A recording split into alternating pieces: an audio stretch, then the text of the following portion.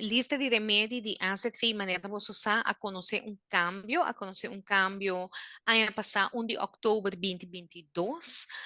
para motivo que AZV mistério cumprir maneira você usar com a tarefa que nós sabemos informar, que nós recebi de landspaket Aruba Holanda, uma situação que surgiu como resultado de pandemia na 2020. Kung ahasi ko Aruba, e mundo inteiro a passa de uma situação muito difícil, pero fora nós na Aruba,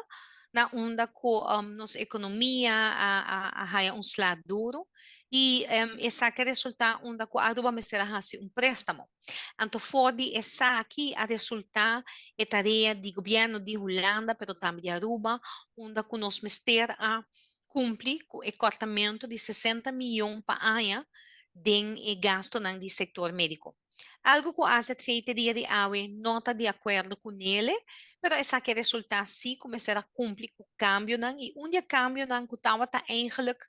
ribe agenda acaba para hopi aya de asset fee solamente que não quer a bambisa hasi introdução assina bambisa lihe of bambisa assina estricto pero toch nos a nos obrigar tabata para introduzir o cambio de lista positivo of miho conhecido como lista de remédio, pois é cobertura de remédio de asset fee. Então, essa aqui a sosode na onda ko atualmente, verdade, havia um cambio, onda ko asset fee avisa se nos quer reformar para garantizar asset fee como seguro para futuro geração, ele está necessário para fazer um cambio de cobertura de lo que asset fee está cobrir para remédio. Que conosco hasi e não nos introduzir para o cambio não onda ko agora que cada paciente vira responsável para lo que está remédio não que nós chama, por exemplo, over the counter, remédio não que você compra facilmente de botica sem que você ter receita de doctor.